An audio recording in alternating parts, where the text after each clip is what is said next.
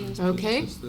In accordance with the Open Public Meetings Act, notice of this meeting has been provided by filing a copy thereof with the municipal clerk on January 3rd, 2012, faxing a copy thereof to the Home News Tribune, the Star Ledger, the Mirror, and the Monitor on January 4th, 2012 at 3:47 p.m., and posting a copy thereof on the bulletin board on the main floor of Borough Hall, 221 South Fifth Avenue, Highland Park, New Jersey, on January 4th, 2012 at 4 p.m.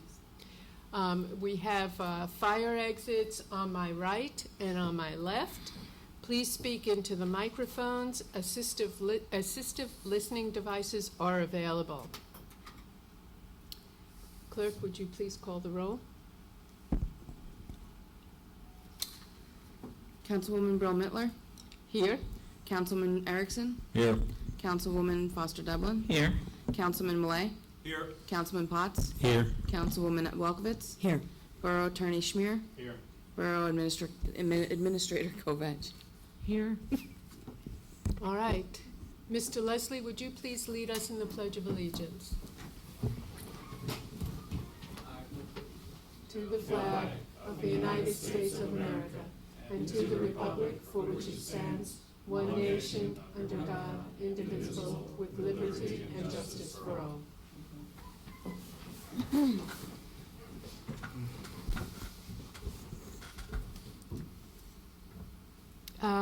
We're going to start this evening with a proclamation to honor Donna Brightman and her staff.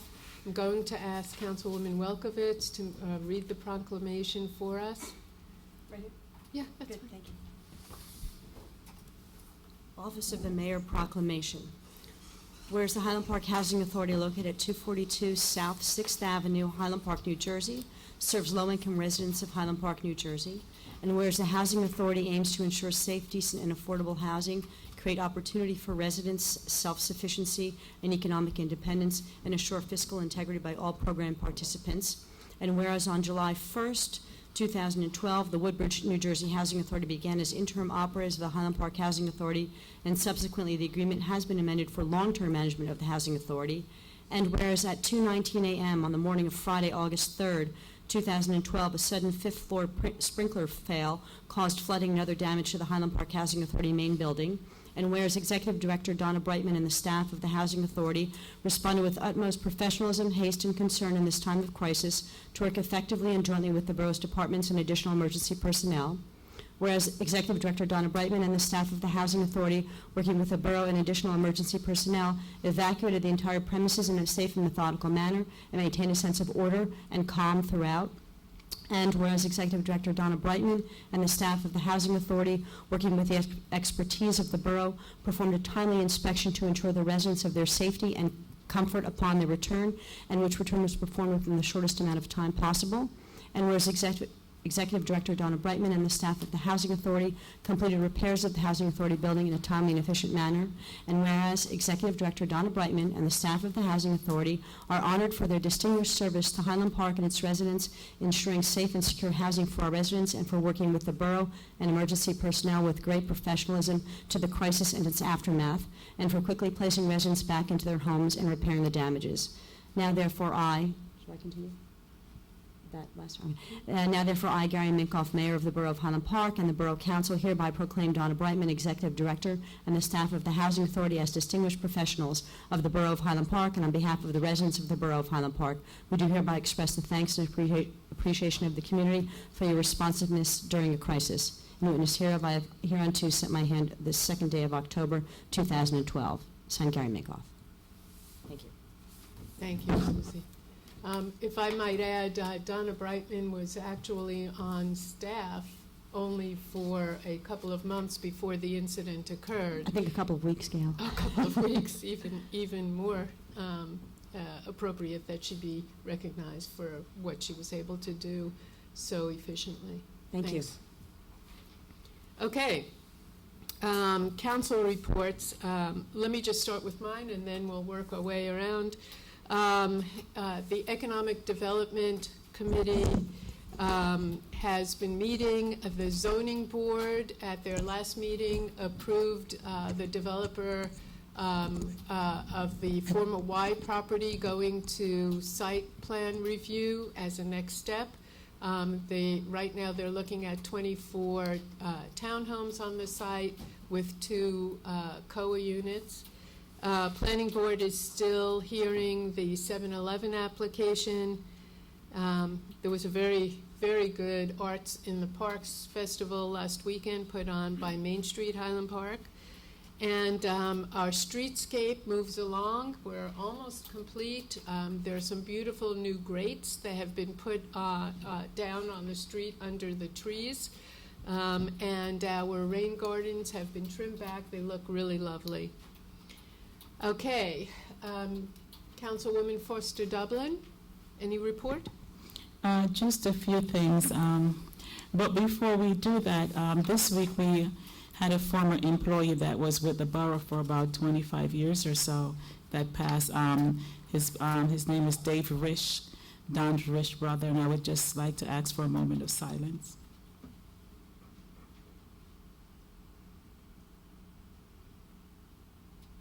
Thank you. We celebrated our 9/11 celebration this year with a project called Pinwheel for Peace, and it's a project that that we have started here in Highland Park, and we hope to continue through the years. It came to us through the middle school.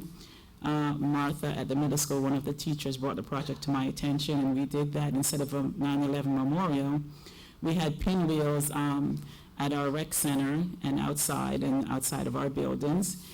Later on, on the 21st of September, the pinwheels were moved down to Main Street on Highland Park. So we had pinwheels along the avenue, Raritan Avenue, and the borough buildings and at the school, and it was a lovely project. The kids all from the middle school participated, and they all wrote what their wish would be for world peace.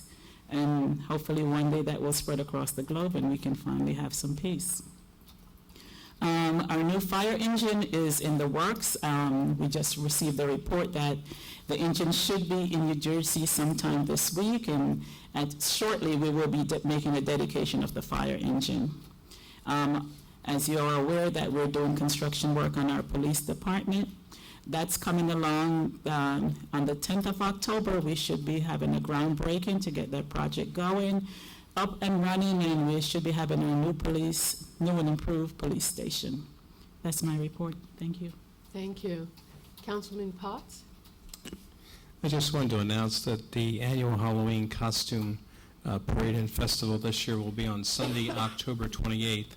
That's going to be from 2 to 5 p.m., and that's going to be held at a new location this year on North 3rd Avenue between Raritan Avenue and Dennison Street.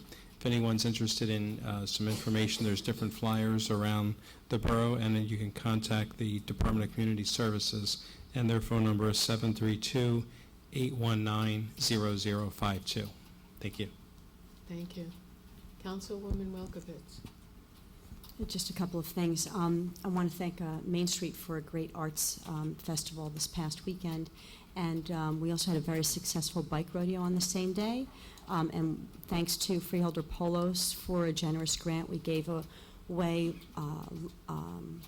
lights, bike lights, and bells, and kids' helmets, and adult helmets, and a lot of brochures. And we had kids go through the course. And there were about nearly 40 families that showed up and over 60 kids.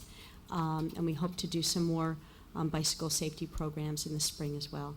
And also, as a tie-in, coincidentally, the prosecutor's office gave us a generous grant, thanks to the chief, for having a display on bicycle protection, on protecting your bicycles, your property.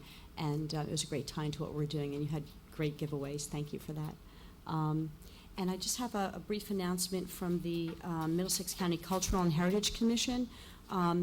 We have a couple of the organizations that received grants this year. I just want to congratulate them. The Highland Park Community Chorus was awarded $3,950. Main Street Highland Park was awarded $4,070. Makalit Hammerkaz Jewish Choir of Central New Jersey was awarded $3,100, and the Highland Park Recorder Society was awarded $3,800. Thank you. Thank you. All right, John, Councilman Erickson. Hi. Just one thing, and that is that the budget process for the borough has begun. The departments will begin putting together their budgets for submission to the borough administrator and the council. Thank you. Councilman Millet? Hi. As you well know, or as many on the north side know, the catwalks or cut-through walks on the north side are in poor shape, and the borough has received a grant to replace them. We have put that the plans out to bid, and we're expecting to hear back relatively shortly. And we have depending on the winter, sometime in early spring, that work will start. We did notify the residents that lived adjacent to these walks, but not many showed up at the meeting. So one of the things the borough is going to do is we're going to make sure that anyone that has a big tree or important tree that might be impacted, we'll let them know well ahead of time, so they won't be surprised when they come home and find a stump. But as we go on, as we approach closer to the actual construction date, we'll have further meetings if they're necessary, and you can ask anyone. We'll have question and answer periods. The other issue is, again, it's about roads. We have a shared service agreement with the Township of Edison, but they are not able to meet our needs this fall, and so we have delayed that work until the spring. This is necessitated because Edison can take care of our needs at a much lower cost if and when they have the open capacity to do so. This happens to fall in the spring, so for the sake of saving money, so that means those roads that were scheduled to repair and the speed bumps that we're going to be put in will be delayed into the spring. And that's my report. Thank you. Borough Administrator, do you have something to report? No report. Okay. Borough Attorney? Madam President, I'll just report that we will be in court with Judge Paley on the American Properties case on October the 11th at 4 o'clock in the afternoon. Another status conference the court is requesting. Thank you. Now, let me give you, for the mayor's report, we have with us today some representatives from Honeywell and their consultants who will be talking with us about some cleanup that will be occurring at the River Road site up on Cleveland Avenue. I'd like to call on Ms. Maria Corris to make a presentation to everyone here. We have an easel if you... Should we bring it over here? You can, or you can move the easel wherever you like.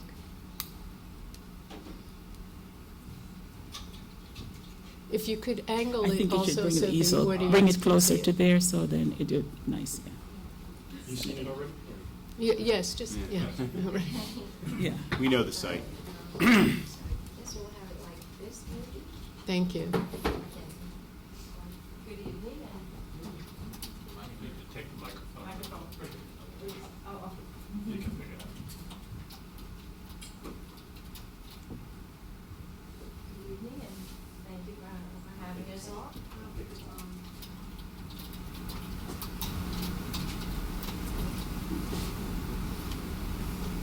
Always defeats everybody. Thank you very much for having us.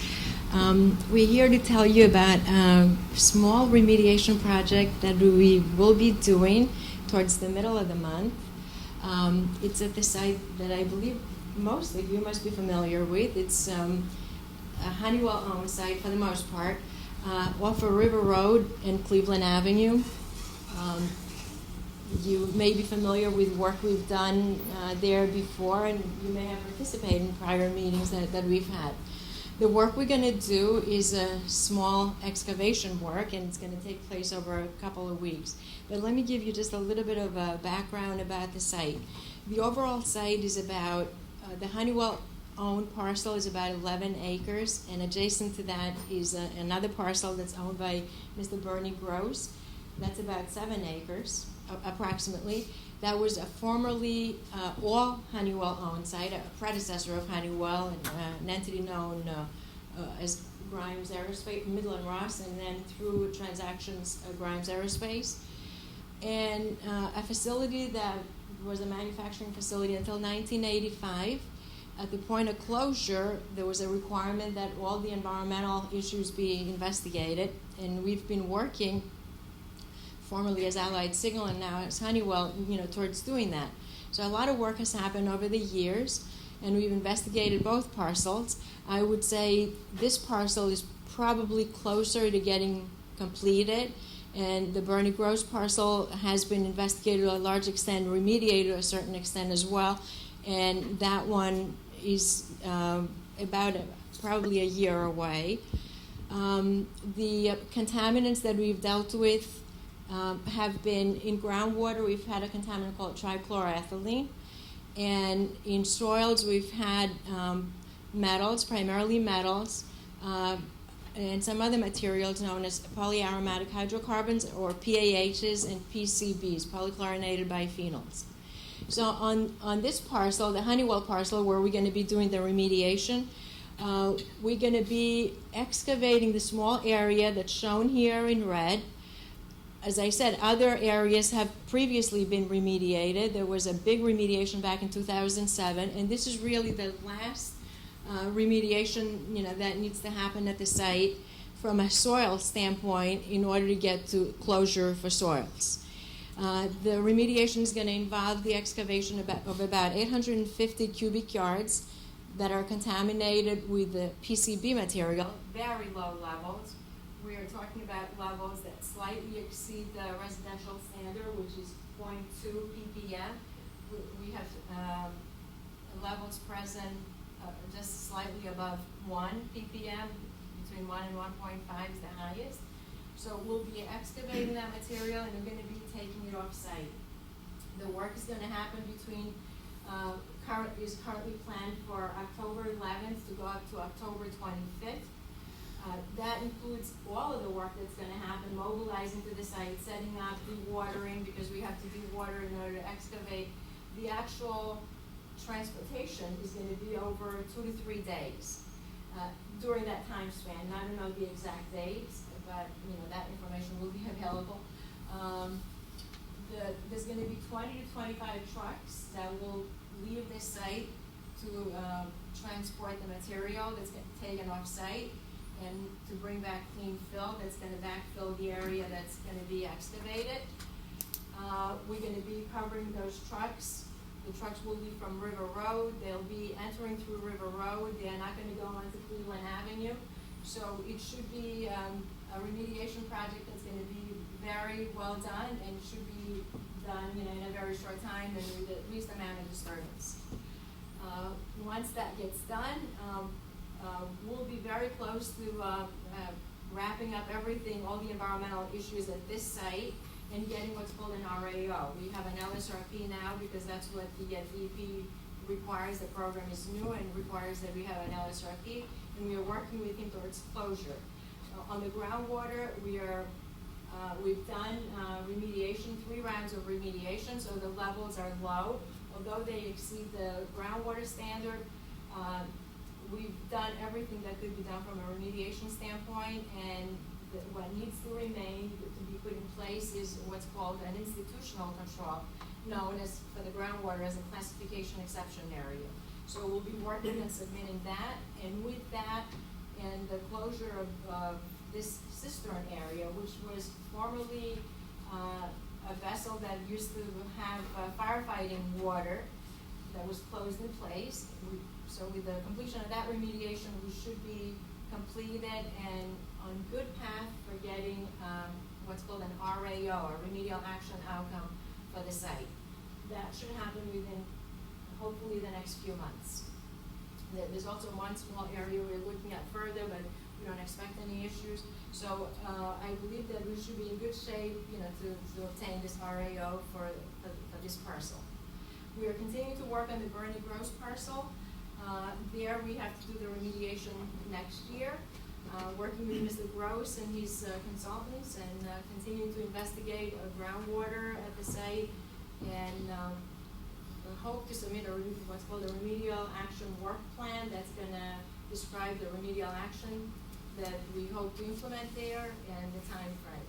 So all that is in progress. And if you have any questions, I'd be very happy to answer questions you may have. Okay, so I'm going to open up our first public discussion session now.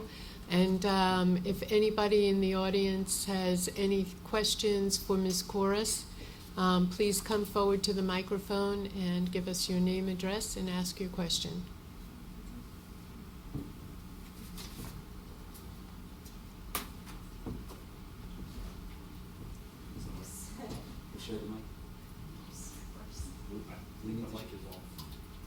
It's on.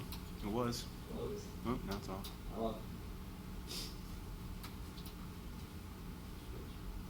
It's on the bottom. Hi, my name is Lou Pitchinson. I reside at 200 Jackson Avenue, which is immediately across the street from the River Road property. Would you be so kind as to explain to me what LSRP means? Okay, that stands, the acronym stands for Licensed Site Remediation Professional. That is the environmental professional that has been licensed by the DEP to oversee the conduct of the remediation.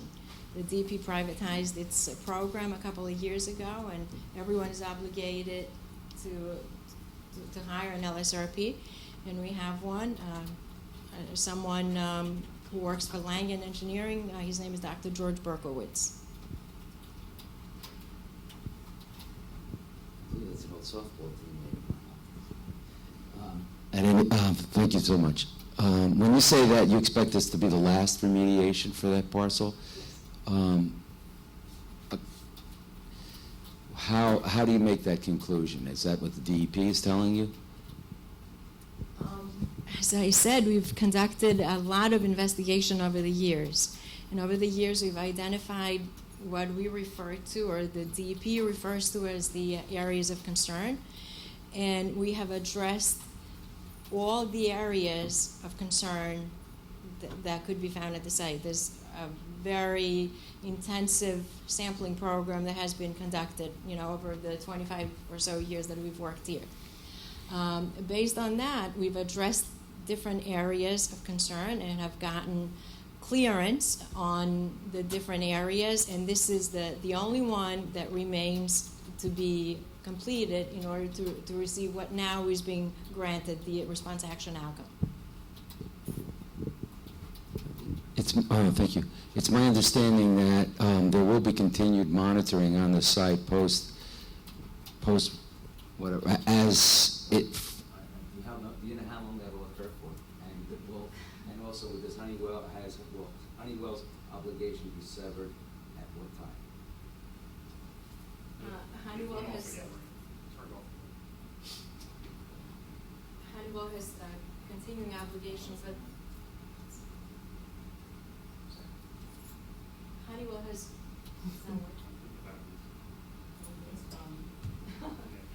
Okay.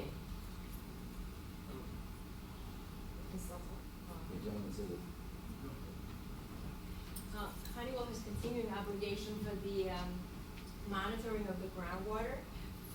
First, let me say for the soils, we expect to get an RAO that's not going to have any obligations because everything has been cleaned up thoroughly. We're not going to have any continuing obligation for the soils. If there is anything, obviously Honeywell has an obligation if something were to be found. But for the groundwater, we have a continuing obligation because there's going to be an institutional control in place, which is what I referred to before as the CA, the classification exception area. We're going to have to continue to monitor over the years, and I don't know what that length of time is going to be. It's undetermined at this point. It should be on.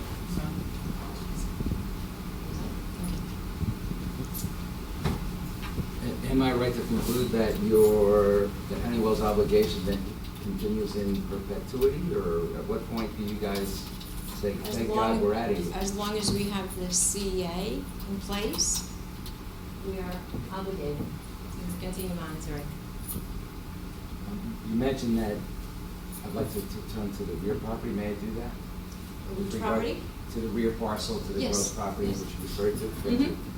You mentioned that you expect remediation to occur beginning in 2013. And you also stated that you felt that that would occur, forgive me, I'm paraphrasing, you seem to think that that would occur rather rapidly. Is that a fair conclusion on my part? I don't know about rapid, if we characterized it that way, but I said that we are working with Mr. Gross and his team to get to a remedial action work plan and implement the remedy within an appropriate time frame, as soon as we have approvals and the remedial action work plan. I misunderstood you when We've worked with Mr. Gross, and, we're looking at next year, essentially. to begin. Yes. Thanks. It was my understanding that it's really unknown what's under the factory foundations. That at least what I'm referring to, in fairness to you, is that during the previous planning board of adjustment process, it was discovered that there is what I would call hidden pollution underneath the factory. Nobody knew what that consisted of. Is that still the case? I'm going to ask our consultant to answer.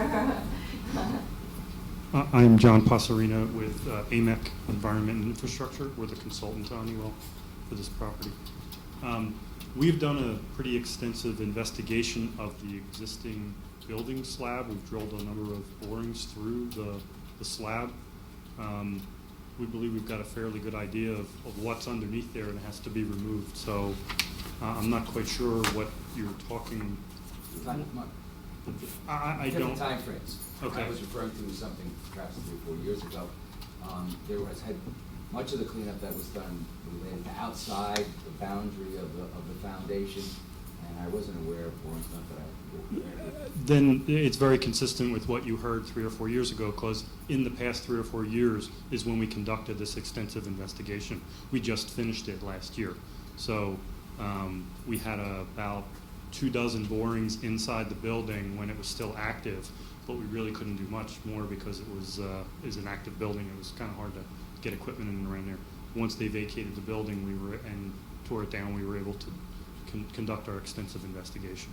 So I'm inferring that you feel pretty comfortable with there's no hidden devilment there under. Or you guys got a pretty good assessment of what's going on. I believe we've done a pretty good assessment. There's always uncertainty in any investigation, but we've done hundreds of samples out there, and I think we have a pretty good idea of what's out there. So I guess that leads to Honeywell's optimism that we get the job done fairly straightforward. We hope so. Okay. I'm curious as to, we've heard in the neighborhood, for example, that and Honeywell had done a good deal of cleanup on the rear parcel already. I'm curious to know why you guys aren't proceeding with that. Or haven't proceeded with it. We did a cleanup in this area in conjunction with the cleanup that we had done back in 2007. In order to do this cleanup, which is what remains to be done, the slab would have to be, the building had to come down, which didn't come down until later, and the slab has to be removed. And as I said, we are talking with Mr. Gross about, the cleanup and, our goals to get back and do that. But that's why it didn't happen at the same time as before. The standard to which that parcel will be remediated is to a different level than what the front parcel is going to be? The Honeywell parcel, we elected to clean everything to a residential level. This parcel, our responsibility for Mr. Gross's parcel is for the metals that are underneath the slab, and those metals, will be cleaned up to a residential level. There's historic fill on the site, which is not Honeywell's responsibility, and that is Mr. Gross's choice as to what he's going to do. That is to say that Honeywell's responsibility is to affect a remediation to an industrial use level? This site is zoned industrial commercial. Yes. And that is the level. So Honeywell's responsibility will end there, and it will be up to Mr. Gross and whoever buys the property to bring it up to a residential level if they so choose to develop it in that fashion. Is that a fair statement? That's a fair statement. Thank you so much.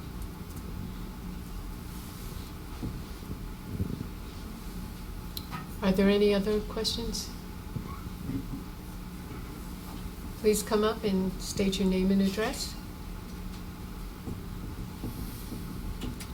Sue Anderson, 63 Cleveland Avenue. I'm just curious, whose obligation is it to remove the slab? I'm just curious of the discussion that's going on here.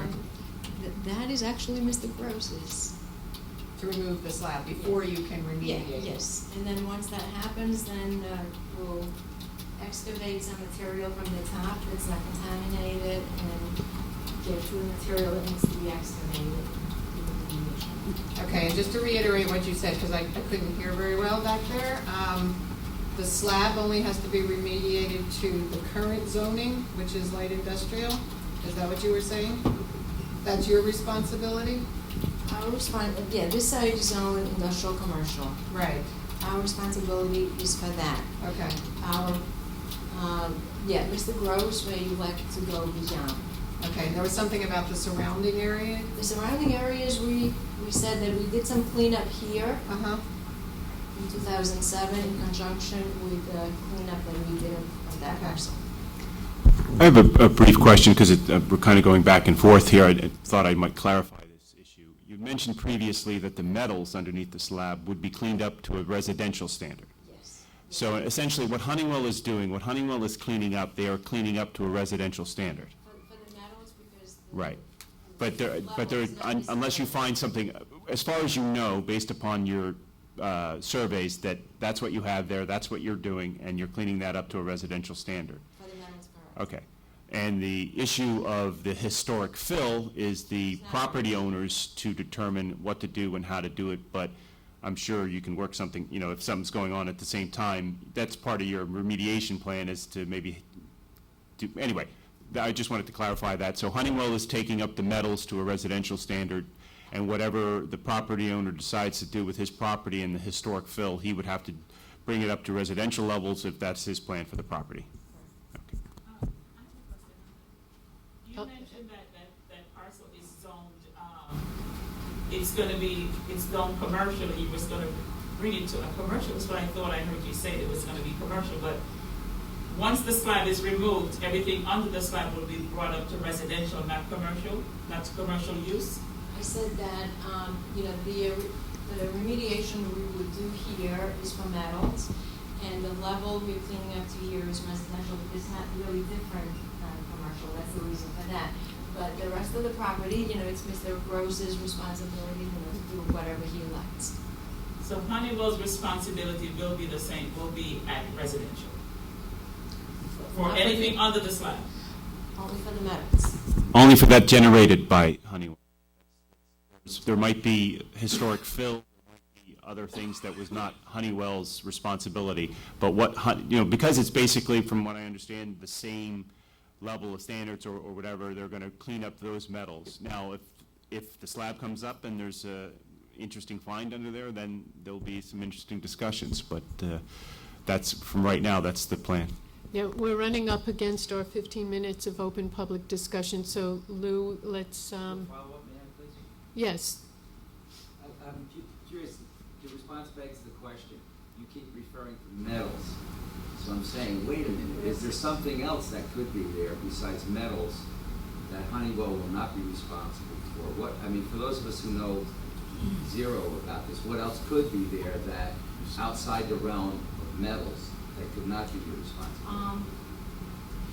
I'm referring to metals because that's what we have to remediate, and it's metal, explosive material, that contains metals. Anything else we refer to historic film, that's what I'm referring to. We don't know about other things. We don't know about anything else. Yeah. There could be old, who knows what they could have old tires, roofing stuff, all that sort of stuff that somebody else put in there. But Honeywell is only taking out what they're responsible for. And then whoever owns the property, if they want to move forward and bring it to a residential level, will have to do so. Okay. If there are no further questions for our Honeywell visitors, I'm going to thank you all for coming And if there are any other questions that do come up for you, I guess I would contact Kay, is that correct? So on the letter that went out to the residents, Victoria Strickbell, we lost communication. Okay. Okay. Thank you very much. Okay, moving along. Clerk, would you report on advertising the land use ordinance amendment planned unit residential development zone for consideration of passage on final reading by title? An ordinance entitled Plan Unit Residential Development Zone was duly advertised for consideration of passage on final reading by title, and affidavits of publication thereto are on file. The ordinance was also posted and made available for public inspection as required by law. Motion to take up ordinance on final reading by title. So moved? Second. Any public hearing on this? All right. Motion to adopt or reject and advertise ordinance on final reading by title. Roll call. Motion to adopt? Second. Councilwoman Brill Mittler, Yes. Councilman Erickson, Yes. Councilwoman Foster Dublin. Yes. Councilman Malay, Yes. Councilman Potts, Yes. Councilwoman Welkowitz. Yes. Okay. Moving along to the consent agenda. Motion to adopt the following stored items. Are you reading them? No, we don't. Okay. Resolution 10-12-270, resolution to approve payment for aerial platform. Resolution 10-12-271, resolution to amend annual salary resolution. 10-12-272, resolution to authorize refund water and sewer duplicate payment, 424 South Fifth Avenue, Jason DeLuke. 10-12-273, resolution to authorize refund water and sewer duplicate payment, 4 South 9th Avenue, Thomas and Delia de Blas. 10-12-274, resolution to approve pay estimate number 1, Savick Construction. 10-12-275, resolution to approve taxi operators. 10-12-276, resolution to appoint Randy Solomon to the Redevelopment Agency. 10-12-277, resolution to authorize release of performance bond, Congregation Ahavas Achim site plan. 10-12-278, resolution to approve Teen Advisory Committee. 10-12-279, resolution to approve the bills list. 10-12-280, resolution to approve taxi owner's license. 10-12-281, resolution to approve contract extension for Seal Power. 10-12-282, resolution to apply for Cultural and Heritage Commission grant, Human Relations Commission.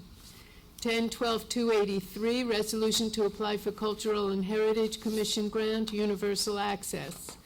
10-12-284, Chapter 159, Law Enforcement. Consent. Oh, sorry. Mr. Enza. Okay. May I have a roll call, please? We need a motion first. Okay. Motion to approve. Motion to adopt? Second.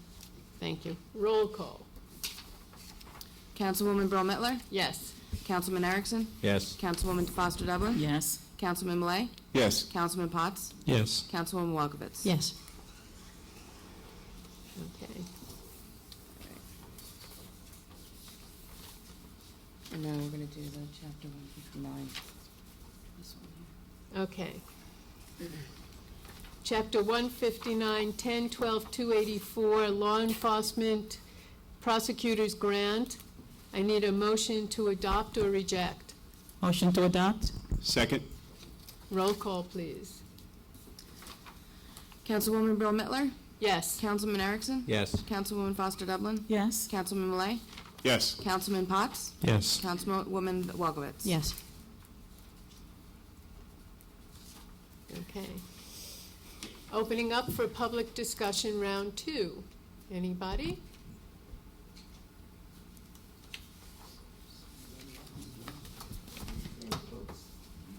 Do we have a microphone? Yes. Lou Pitchinson, 200 Jackson Avenue. I'd like to ask some questions with regard to the certified letter that many of us got in our neighborhood, or all of us got in the neighborhood, with regard to the notice of the Mount Laurel Fairness hearing. I don't want to put anybody at a disadvantage, but I don't have a bunch of copies of this. If you have, I guess I'll be directing my questions eventually to you, Mr. Schmier. Is it fair if I can refer directly to the document, or, okay. In this document, I have a number of questions, just so we can understand what's going on. It says that it refers to the fairness hearing, which you referred to in your earlier remarks, that occurs Thursday, November 8th, in Judge Paley's chambers. As an aside, what's the status of Judge Paley's tenure on the bench? Well, he retired on the 15th of September. He was reappointed on recall for 2 more years. 2 more years? So he doesn't want to leave. They couldn't force him out? Is that sorry, Judge Paley. Not sorry for us then. Okay. So is it the borough's point of view that he will continue to sit and hear this case as has been? Yes. Thank you. Unless he relinquishes it, but he hasn't indicated he will. In this fairness hearing, it says that documents will be available for public perusal at Borough Hall. What are those documents? Have we seen those? Is that the final settlement agreement? To what does that refer, and when will they be available? Well, we do have on file in the Borough Hall now the final settlement agreement with the concept plan, and the ordinance was just adopted this evening. The real document you want to see is the final report that the master's writing, and Elizabeth McKenzie has to prepare and file that by November 1st. So it's not written yet, we haven't received it yet, but when it comes in, it'll be on file in the clerk's office. Just as an aside to comfort some of the folks in it, it would seem, and I'm asking for your good counsel on this, it would seem that to this point, Ms. McKenzie is in concurrence with the final agreement that has been drawn up. Is that the case? Yes. So that leads one to assume that there should be no lack of recommendation on her part to the court that this final settlement agreement be accepted. No, I think she will certainly endorse and support the final settlement agreement. When we talk about, it's really 2 things that will occur when we go to court on November the 8th. One is the overall settlement agreement, which are the documents we just discussed. We're all on the same page, everybody supports that. The fairness hearing, capital F fairness hearing, is to determine whether or not the way the affordable housing was treated as a part of this overall settlement is fair. So advocates of affordable housing, for example, the Fair Share Housing Center and organizations like that have been notified that we will go to court and we will present the report, which will show the number of affordable housing units, 5 that will be built on site, and why, and so on. So Ms. McKenzie has to opine that she thinks that's fair, and then the judge opens that up to the public or any of these advocacy groups, which can stand up and say we agree or disagree. So it's really a 2-step process. One would be the underlying settlement, and then the other would be whether or not it's fair from an affordable housing point of view. It would seem, and that was the thrust of my question, that Ms. McKenzie will indeed endorse the COA portion of the plan. We certainly, yes, she will. She has indicated she will. We just haven't seen her report. Your remarks bring to mind another question, and that is, in the fairness thing, towards the very end it says, all interested parties will be provided with an opportunity to appear and be heard at the fairness hearing that will be conducted by the court. Any party that seeks to appear and be heard is directed to file written comments, so on and so forth. What are the implications of that? Does that mean that if you want to stand up and ask questions, you have to file those questions prior? No, you can certainly ask questions. This invites one's position on the settlement and the fairness in terms of the affordable, almost like writing your own master's report. So if you or a neighbor or the neighbors were supportive of the overall position taken in the settlement and the fairness, you could file a position paper ahead of time. And then you would be given an opportunity under oath to discuss or explain that.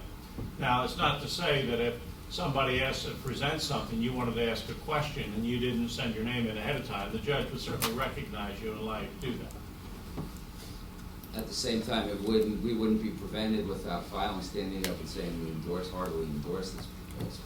No, that would be fine, but you would be encouraged, as the letter indicates, to write a letter to the court. You know, I live across the street from the property. I've been engaged in this process along with the borough and my colleagues. We endorse this. We think it's an appropriate density and whatever you'd like to say. And then you could amplify that at the hearing if you wanted to do that. Another question. A paragraph begins, Highland Park will work with the court-appointed master, Ms. McKenzie, develop a plan by which it can satisfy the balance of its affordable housing obligation, which will not be completely satisfied by the River Road settlement. It would seem to me that that is a statement that regards action taken outside of the settlement and indicates a willingness on behalf of the participants in the settlement to say that, yes, we will continue to seek additional means of satisfying our COA requirements. Is that what that means? Well, it's an affirmative statement by the borough that, number one, we will demonstrate at that hearing through Phil Caton, who is our planning expert, that the obligations that we know we have, in other words, the rehabilitation, have been addressed, and more than addressed.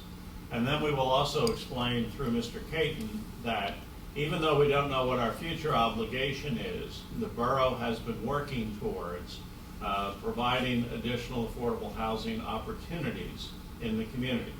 For example, the council president reported the Y site was approved the other night. So there are 2 new units to be built there, and for a partial unit, a cash contribution. So we would tell the court that we'll have 2 new COA units there.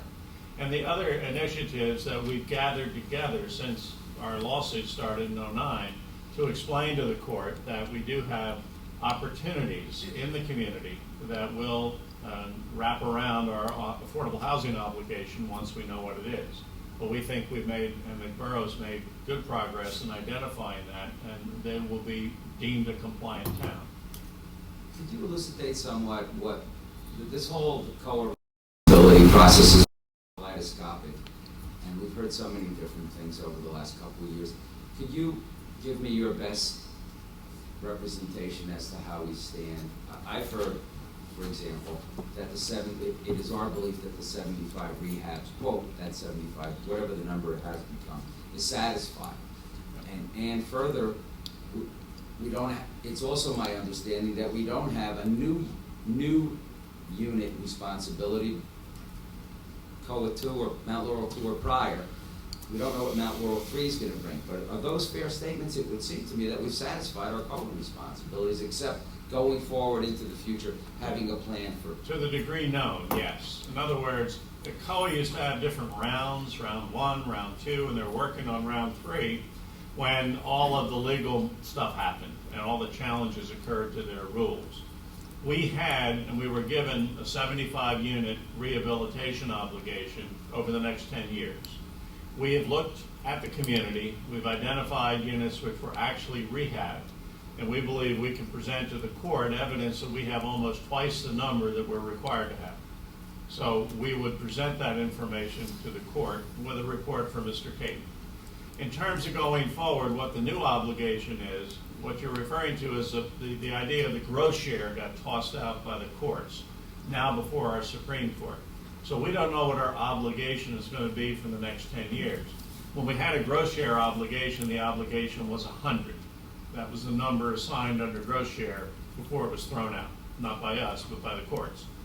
So we've been working against a number like 100 to begin to identify and build, if you like, an inventory of affordable housing that we can demonstrate we could put towards a new obligation once somebody tells us what that obligation is. And those numbers are coming together pretty nicely and are probably up in the 50 range right now.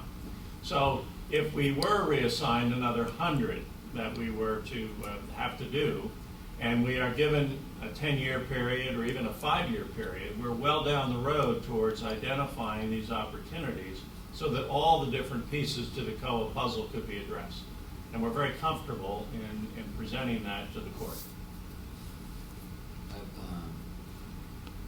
I really congratulate the governing body for doing that. It sounds like in this chaotic situation where one doesn't know what numbers we need to satisfy, I'm inferring from your statement that we have a game plan in place to address the problem whenever it's made clear. Thank you.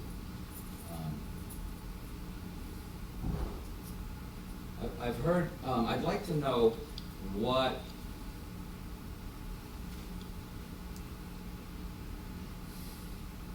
River Road successors will be bound by. Okay, hypothetically, River Road flips the property. Why do I say that? Mr. Gershberg flipped the Pulte property. We've heard all kinds of rumors floating around, and indeed he's done that already. How is the successor to River Road LLC bound by this final settlement agreement? Well, in two ways. One, the final settlement agreement addresses that and says that all successors and assigns are bound by the terms and conditions of the agreement. Secondly, we put in place, in fact, the council tonight, the land use ordinance which was adopted, puts in place the zoning that anybody who wants to develop that property has to follow. So it's not subjective, it's objective. It's in our zoning code now. So those are really the two elements that bind whoever is going to develop it. And I agree with you, it'll be someone other than Mr. Gershberg, because he doesn't really develop stuff. But whoever comes in to take over the project has to be bound by the settlement agreement terms and the ordinance. And the borough was bound by that as well. Is that correct? Absolutely, yep. I didn't see the land use plan, but I'm assuming what you're talking about is a result of what went before the planning board and so on and so forth to enable the final settlement agreement. Correct, the zoning ordinance that they reviewed last month. So that there's a mirror image between the 8.93 and so on and so forth to what the new land use plan says. They're identical. Thank you.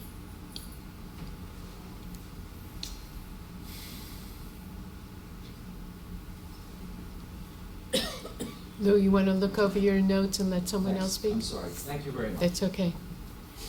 All right, anybody else? Still working? Yes. Lois Leving, North Second Avenue. Back in July and again in August, I asked what the residential exception 40, NJSA 40:65-1 pertained to. Does the attorney have an answer yet? The answer is no. I don't have that citation in front of me. That was the sidewalk statute. Yes, About exactly. one The has to sidewalk, fix their statute? sidewalk the chapter, and not 14 that it always gets quoted, section 14, but number 1, 40:65-1. I think it talks about performance, bond, grade, and exception. And there's nothing in the paragraph until you go in the back into the updates, and it talks about residential exceptions pertain to owner occupied. I'll be happy to look it up, and I'll give you an answer at the next meeting. Promise? I apologize. I didn't realize I would need an answer. Since July, and I asked. 65-1 you want, right? -1. You want to know what that means? Exception. What the Correct. exception is. Okay. Thank you. Okay, good. Are the sidewalk repairs continuing, weather permitting? Does anybody know? Are you talking about the sidewalk, the residential sidewalk repairs? Yes. Or where are we on that? The engineers are working on getting a bid together. They have to go out to bid. Okay. They have to review the sidewalks, people who've been on our sidewalk repair. Some people have put their name on a list and repaired their sidewalk. So now we have to go back and look at every sidewalk to see, and take names off the list and get a final list of people who want. Yeah, the town-wide project has not begun in effect, but those owners, that would be up to them and their contractor whether to proceed. That's right. Who does the measurement? Back in phase one, I think it was in 1988, I have a copy of the resolution, however not with me, that the contractor overcharged the borough $23,000, and we heard at a council meeting in the 80s that said the borough administrator, and I think Bill Hamilton, the attorney, were on their hands and knees measuring and discovered this overcharge. Well, I won't be measuring sidewalks, I can guarantee you, Lois, I'm not as schooled as you are. But I will, the engineer, my understanding is the engineer will do the initial measuring. And then they'll go out to bid saying we need X amount of concrete. So the borough engineer develops the plans, and the vendors will bid on our plans. So if we make the mistake and overestimate, then that's our mistake. What happened with the last Diamond Construction? I have copies of a lawsuit that the Diamond Construction sent liens to homeowners, and Merrill Frank, mayor, said, ignore this, the contract is with the borough. So where has that gone, the lawsuit with Diamond Construction? If I were going to answer that question, it would just be things that I've heard, and I really don't, I wasn't here at the time.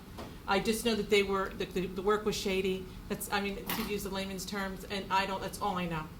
I don't really know anything about it. Nobody knows if that lawsuit was concluded or if the borough won. Oh, it was concluded, my understanding. This is the one with Diamond Construction where they put in all the faulty sidewalks. They had to dig the sidewalk up, and they had to do a replacement, and there was a lawsuit, and we sued them, and we got remediation from the lawsuit. So how did we end up with a faulty contract, or the contractor putting in faulty? Normally, when bids come in, you always accept the lowest bid, You have to. and we accept the lowest bid by law, and Well, I think, and I've seen that the lowest bid was refused. I think Bruce Cox, someone had said, and more than once, that this guy didn't fill it, dot the i's and cross the t's in or didn't have a license, didn't something, and he was eliminated, and they go up to the next. That's correct, and then what they do is we call references. If the paperwork's all in order, the next step is the engineer calls references, other people that they've done work for. And that was done for Diamond Construction, and everything? it was pretty much. Everything was done for Diamond Construction. They came back, and they were approved to get the work done. They started in some areas. Some areas were fine, other areas were spotty, to say the least. And so, it was redone. And it was redone. These are all residential homeowners, I imagine. These are homeowners. Okay, thank you. Are there any liens on homes yet? I guess not until the phase 3 or 4 or 5, whatever you're in, goes forward, so that'll probably be next spring. If people sign up with you, Yeah, there's nothing, no, we wouldn't do, that might not even be next spring, Lois. I mean, we have to do the work, we have the first contract with the homeowner, that they accept the price, they accept that we're going to do the work. That's a lot of steps to get to that point. We do the work, it's approved by our engineers, there's a whole process that goes, so I would guess 2014, April is when the liens will become, and that's just an estimate and a guess. Okay, thank you. 2 more questions. Any update on slightly different, on Main Street office building accessibility? Yes, I was at a Main Street Board meeting the other night, and Jamie informed me that he had a conversation with you about some possibilities, and they are, I think, getting pricing on some of these things, and we'll have to make a final decision based on cost and efficiency at the next board meeting. We being the borough? No, Main Street. They have their own budget. Okay, so I think it was started with seed money from the borough, from taxpayers, if I recall, way back when Merrill was in. But it's owned by someone who had the photo group. I mean, it's not owned by Main Street, the building. No, they're renting it. But so the owner refused to do the accessibility? Not to my knowledge. I can't say that she has or has not. All I know is that they have reviewed a few plans and they're working on a proposal. Well, you can say I suggested that they talk to the owner. Mm-hmm. You know, unless it's in the contract that the tenant has to do the repairs and accessibility.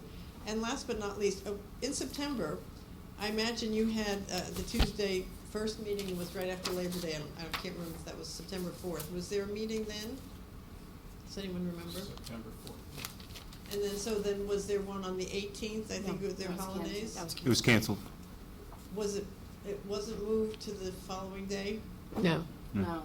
Okay, I'm just, because I was looking at my 2012 Rules of Council, and it says when it's postponed for any kind of holiday, including religious, the meeting should be on the same hour on the next succeeding day, not Saturday or Sunday. Right, we didn't have another meeting, we canceled the meeting. We can do that. Right. Okay, can I suggest then also that it's probably not in Robert's rules, but on the agendas, or at a meeting at least, someone announce when the next public meetings or the next public and the conference meetings are, just a list on the agenda so that people who are here in August know when September might be, September.